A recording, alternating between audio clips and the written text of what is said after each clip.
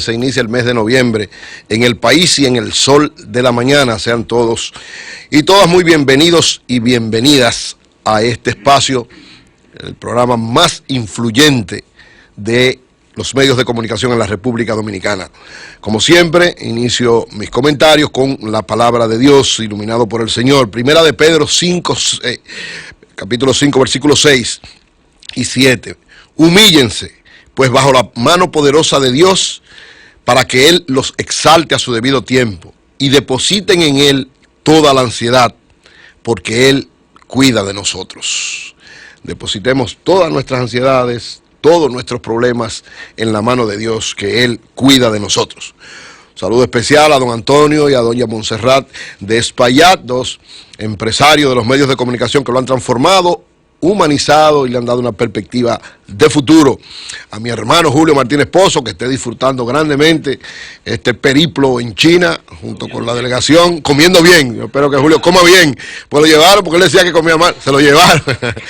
Que esté bien él por allá, comiendo bien, sobre todo anca de rana, seso de mono, y todas esas cosas que él dice que no le gusta. Marilena Núñez, José La Luz, Melton Pineda, Oli Matos, Anibel Carrosario, nuestra productora Helen Gil, nuestra coordinadora Lea Jiménez, al maestro de maestro, el que más sabe de técnicas de audio, a Mauri Jaibar, el que más sabe de técnica de YouTube, a Joa Bernal, al equipo de 5 a 7 que sigue haciendo un trabajo fuera de serie, extraordinario, comentarios impactantes, análisis novedosos, Humberto Paniagua, Yuri Rodríguez, Daris Terrero, Luis Ramírez, Andrés Martínez, Joselito Félix, Manegonte, nuestro especialista en asuntos agropecuarios, Rafael Díaz, especialista en deportes, Mario Díaz, técnico de audio por la mañana, y a todo el equipo del canal 23 Telefuturo. Miren, antes de los comentarios, dos breves valoraciones de actos que se dieron el día de ayer y que tienen que ver con comunicadores. Como decía, ayer se celebró la actividad del 30 aniversario de TV Revista, este programa diario de espectáculo que comanda y dirige Zoila Puello junto con Ramón Almanzar. Una actividad bellísima en el Hotel Catalonia, ahí vemos las imágenes, los que nos están viendo por Telefuturo, un acto impresionante, muy bonito, muy bien manejado, una gran cantidad de personas, un bizcocho bellísimo, como ustedes ven ahí, y las palabras tanto de Zoila como de Ramón muy interesantes. Además hicieron un reconocimiento a 30 personalidades, muchos artistas, empresarios, hombres de radio y televisión, fueron reconocidos en estos 30 años del aniversario de TV Revista. Zoila es, sin lugar a duda, como he dicho, un ejemplo, un modelo de una comunicadora que sirve al bien, que ayuda a los demás, que es solidaria y que hace un trabajo muy profesional. Mi esposa Sinaida y yo estuvimos respaldando, estuvimos ahí compartiendo con muchas personas y felicitamos a Zoila Puello y a Ramón Almanzar, que sigan por ahí. Ramón decía que van a cumplir, que cuando cumplan los 50 años, ahí nos veremos todo. Así es, en 20 años nos vemos allá, celebrando los 50 años de TV Revista. Ya a propósito de 50 años, Miguel Franjul, el director del periódico Listín Diario, nuestro gran amigo, un periodista también de mucho fuste, de mucha capacidad y profesionalidad, cumplió 50 años en el ejercicio del periodismo. Ahí vemos la imagen, salió en el portada del Listín Diario, el empresario Pepín Corripio entregándole un reconocimiento en estos 50 años de su labor como periodista. Miguel Franjul es también un ejemplo, un modelo, un estímulo para todos los que estamos en la comunicación para ejercer esta profesión, esta vocación con entereza, con firmeza y sobre todo tratando de aportar y de ayudar a los demás y de no hacerle daño a nadie. Nuestras felicitaciones también para don Miguel Franjul y que continúe en esa ruta. Dios lo bendiga grandemente. El sol de la mañana, el sol de la mañana, el sol de la mañana. A las 7:04. Miren, quiero referirme, mi primer comentario de hoy tiene que ver con la ley que se está discutiendo en el Congreso para que sean retirados los restos de el general Pedro Santana del Panteón Nacional y sean nuevamente retornados a donde estaban, que es en la capilla de la iglesia del Ceibo. Un proyecto de ley que ha sido planteado por los senadores Adriano Sánchez Roa, Dionis Sánchez y Euclides Sánchez, y que se está ahora mismo vistas públicas discutiendo si procede o no procede, y ha habido una interesante discusión alrededor de eso. Yo particularmente desde el principio, o sea, desde antes que se planteara el proyecto de ley, desde que escribí el libro Duarte, un hombre de fe y de acción, planteé en uno de los argumentos que planteo en ese libro, cuando hablo del enfrentamiento entre Duarte y Santana, planteé que Santana, a pesar de ser un héroe de la independencia y que jugó un papel muy importante en ese proceso, no merece estar en el Panteón Nacional. Y quiero brevemente expresar algunas cosas a propósito de eso. ¿Por qué está Santana en el Panteón Nacional? O sea, veamos, antes de hablar del proyecto de ley y del criterio que tenemos varias personas y varios historiadores importantes del país, de que sea trasladado nuevamente al Ceibo Santana, hay que ver por qué Santana está en el Panteón Nacional, quién lleva a Santana al Panteón Nacional y por qué lo lleva. Quien decide llevar a Santana al Panteón Nacional es nada más y nada menos que el doctor Joaquín Balaguer. El doctor Balaguer, que bueno, escribió el libro El Cristo de la Libertad, donde, ¿verdad?, acaba con Santana y valora bastante a Duarte, pero bueno, de repente el doctor Balaguer pierde las elecciones del año 1978, ustedes se acuerdan que incluso intentó quedarse, pero por presión sobre todo de los norteamericanos y del pueblo dominicano en las calles, se dio hacia atrás un intento que hubo de deslegitimar las elecciones de 1978, y entonces en ese periodo de transición entre mayo y agosto de 1978, el doctor Balaguer, dolido porque el pueblo dominicano no le permitió una tercera reelección, o cuarta, 66, 74, 74, 78, bueno, quería quedarse la vida entera gobernando. Entonces, al no recibir ese respaldo del pueblo dominicano, el doctor Balaguer decide entonces llevar a Pedro Santana al Panteón Nacional. ¿Cuáles son los argumentos del doctor Balaguer para llevar a Santana? Bueno, él tiene varios argumentos, uno de los cuales es su defensa de la nacionalidad y de la patria en 1844, en la independencia, y el segundo, decía él, el espíritu cristiano del perdón. Él decía, como argumentos fundamentales, todo lo que Santana fue en la independencia y el espíritu de perdón de los cristianos. Esos dos elementos. Yo creo, uno, que a Santana no se le puede quitar, que hizo un gran aporte a la independencia dominicana y que lógicamente también los cristianos debemos perdonar, eso es verdad. Pero lo que estamos planteando es precisamente el otro argumento que hace Balaguer al hablar de Santana. O sea, el que él sea quitado del Panteón Nacional no se le quita su reconocimiento y todo lo que él representa en una etapa importante de la historia dominicana. Pero dice la Biblia que hay que ser justo. O sea, además de que tenemos que perdonar, también tenemos que ser justos. El perdón es no tener odio. Por Santana no se puede tener odio. No, bajo ninguna circunstancia. Pero hay que ser justo. Entonces, justo es equilibrar lo que fue bueno y lo que fue malo, y porque en el Panteón Nacional deben estar gente que de alguna manera tengan una vida de integridad a favor de la patria dominicana y sobre todo que hayan mantenido esa orientación. Entonces, cuando usted equilibra la vida de Santana, el haber luchado por la independencia y luego haber asesinado la independencia con la anexión a España, ese solo hecho le quita todo el valor al otro, y usted puede tenerlo, bueno, valorado en el Ceibo, pero no en el Panteón Nacional. Pero en el medio también hubo, no solamente el asesinato de la patria, sino el asesinato de muchísimos héroes con tanto o mayor valor que él. Entonces, ser justo. Es verdad, no tenemos que tener odio contra Santana, pero hay que ser justo con Santana. Y el primero que es justo cuando hace el planteamiento de llevarlo al Panteón Nacional es el propio doctor Balaguer. Oigan lo que dice el doctor Balaguer en el discurso donde él está diciendo que lleven a Santana al Panteón Nacional. Oigan esto, oigan esta perla del doctor Joaquín Balaguer. Dice el doctor Balaguer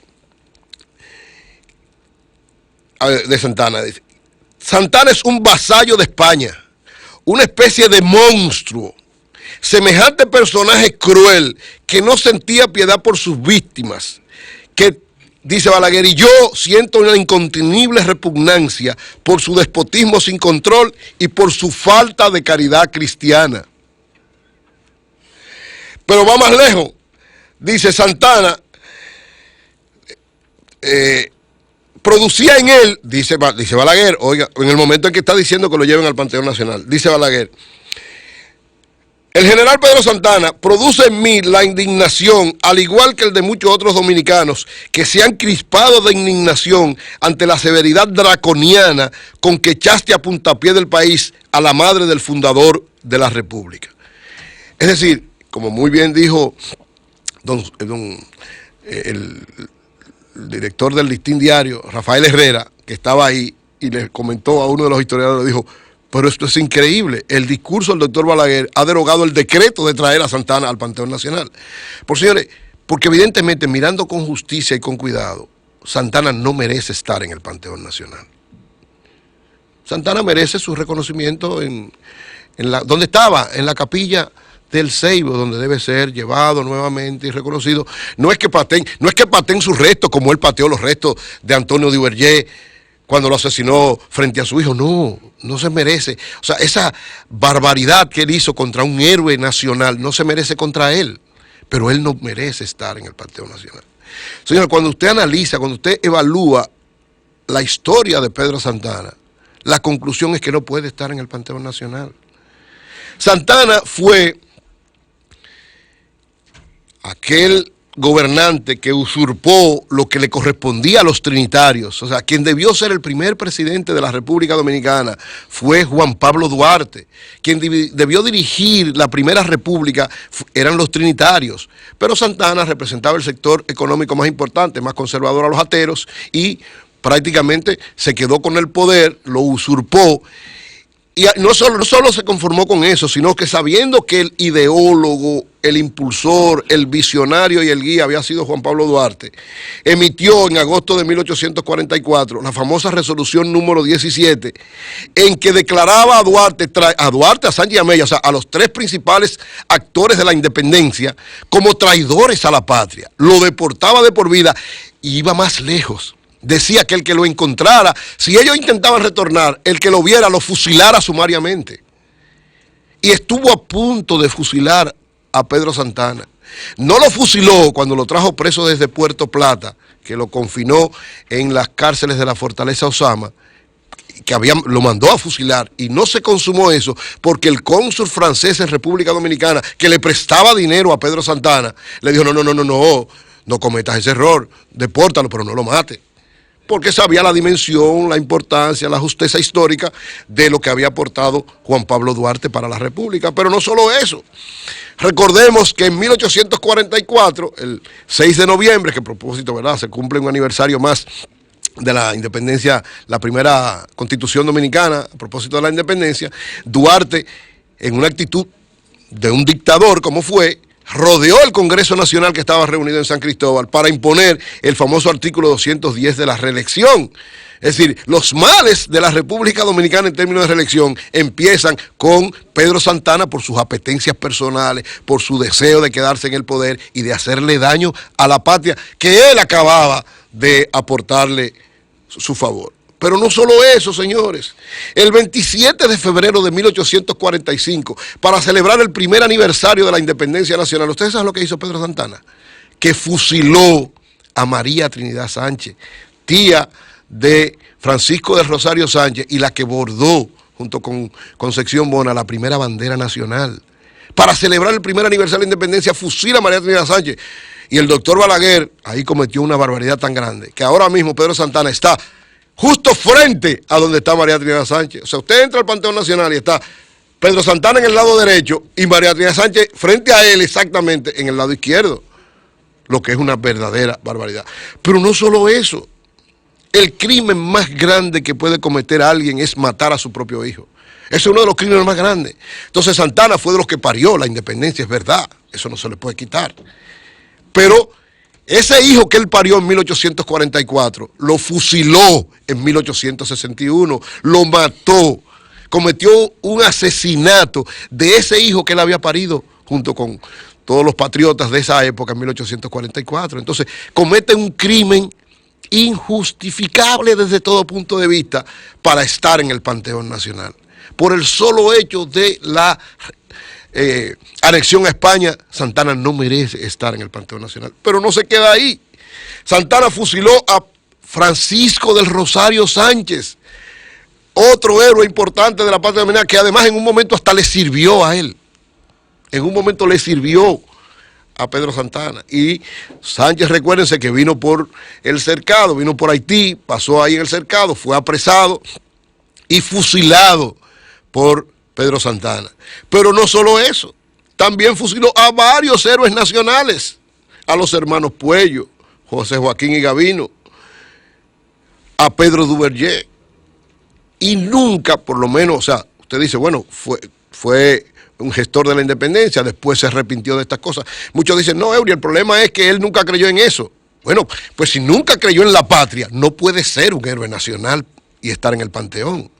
O sea, si la justificación dice, no, él actuó porque tenía miedo de que Haití volviera, perfecto, muy bien. Él actuó en eso, pero no creyó nunca en la patria.